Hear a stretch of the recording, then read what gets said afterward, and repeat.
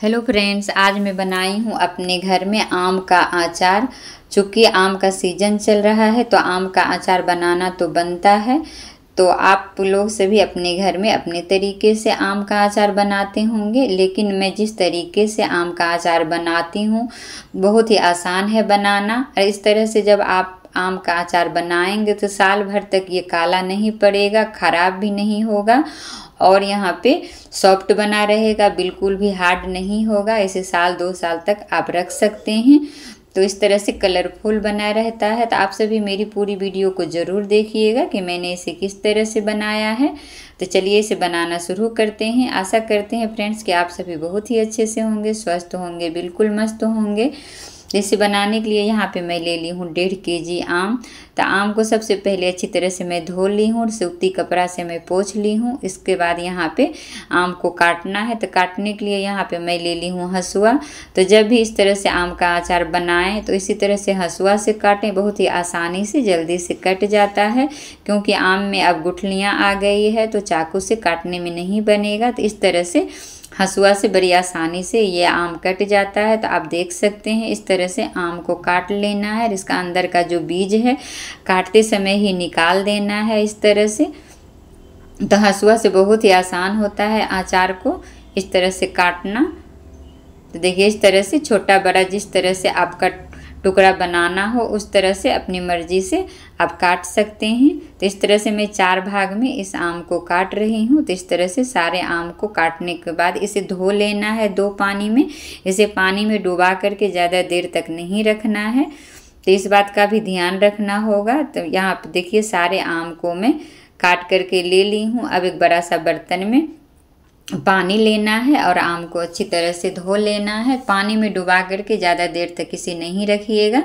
तो इस तरह से देखिए मैं पानी में डाल करके आम को 2 बार पानी बदल करके अच्छी तरह से मैं धो लूँगी। देखिए इस तरह से धोने के बाद इसे फैला देना है किसी सूती कपड़ा पर या तो किसी टेबल क्लॉथ पे और इसे पंखा के हवा में 2 घंटा तक सुखा लेना है ताकि इसमें कोई भी पानी वगैरह ना रहे। तो इसे मैं अच्छी तरह से देखिए फैला दी हूँ और सूती कपड़ा से इस तरह से सारा पानी में पोंछ ली हूँ। और अगर आपके आंगन में धूप वगैरह आता हो तो इस तरह से डाल करके आप आधा घंटा तक इसे धूप में भी सुखा सकते हैं।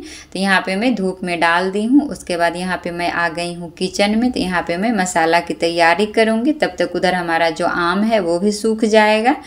तो यहाँ पे देखिए मैं सारा मसाला दिखा देती हूँ। तो यहाँ पे मैं ले ली हूँ धनिया, जीरा, मेथी दाना, उसके बाद काला राई, उसके बाद यहाँ पे सौंफ, जमाइन, इसी तरह से सारा मसाला ले लेना है। तो सबसे पहले यहाँ पे मैं चढ़ा दी हूँ पैन। तो पैन गरम हो चुका है, इसमें मैं डाल दी हूँ मिर्च को। तो यहाँ 50 ग्राम में लाल सूखी मिर्च ले ली हूँ। तो यहाँ पे इसे अच्छी तरह से रोस्ट कर लेना है, ज़्यादा देर तक इसे जलाना नहीं है। उसके बाद इसमें डालना है 4 चम्मच धनिया, उसके बाद 4 चम्मच यहाँ पे जीरा, उसके बाद 2 चम्मच यहाँ पे डालना है राई और अच्छी तरह से 2-3 मिनट इसे भी अच्छी तरह से भून लेना है। चूँकि अभी पैन पूरा गर्म है तो 2-3 मिनट में ये भून जाएगा। जब इससे खुशबू आने लगे तो इसे निकाल लेना है पैन से।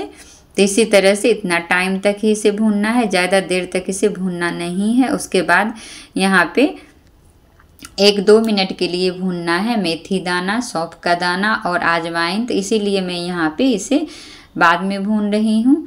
तो इस तरह से खड़ा मसाला इसे थोड़ा सा रखना है ताकि ऊपर से मसाला डालने के लिए बच जाए अचार में। तो इस तरह से खड़ा मसाला आप ज़रूर डालिएगा, जैसे कि यहाँ पे मेथी दाना, सौंफ का दाना, अजवाइन और मंगरेला, इन 3 चीज़ों को खड़ा ही डालना है। थोड़ा सा पीस कर डालना है। तो मंगरेला को कभी भी अचार में पीस करके नहीं डालना चाहिए क्योंकि अचार काला पड़ जाता है। तो इसीलिए मैं यहाँ पे सबसे लास्ट में गैस को ऑफ कर दी हूँ और मंगरेला को मैं इस तरह से थोड़ा सा गर्म कर ली हूँ और इसे अलग बर्तन में निकाल लेना है और इसे साबुत ही डाल देना है अचार में। तो इस तरह से सारी तैयारी मैंने कर ली है। तो सबसे पहले यहाँ पे थोड़ा सा हींग भी ले लेना है। सबसे पहले यहाँ पे एक मिक्सी का जार ले लेना है मसाला को पीसने के लिए। तो यहाँ पे मैं सारा जो मसाला है मिक्सी के जार में मैं डाल दी हूँ और हींग को मैं इसी मसाला में डाल दी हूँ। ताकि अच्छी तरह से हींग भी पीस जाए और मसाला भी पीस जाए और हमारा जो मसाला है वो फ्लेवरफुल एकदम से बन करके तैयार हो। तो इस तरह से देखिए मिक्सी के जार में डाल करके इसे थोड़ा देर के लिए पीस लेना है। पीसने के बाद इसे दरदरा ही रहने देना है, ज़्यादा इसका फाइन जो पाउडर है उस तरह से नहीं बनाना है। तो मैं आपको आगे दिखा देती हूँ। तो इस तरह से देखिए पीस करके मसाला हमारा दरदरा सा तैयार हो गया है। तब यहाँ पे आम भी आधा घंटा तक धूप में मैं सुखा ली हूँ। देख सकते हैं थोड़ा सा भी पानी आम में नहीं है, बिल्कुल अच्छी तरह से सूख चुका है। तो इस बात का भी आप ध्यान रखिएगा, आम को दिन भर या 4-5 घंटा धूप में नहीं सुखाना है, सिर्फ पानी इसका ख़त्म हो जाए उतना देर ही सुखाना है। तब आपका अचार जो है बहुत ही सॉफ्ट बना रहेगा और काला नहीं पड़ेगा।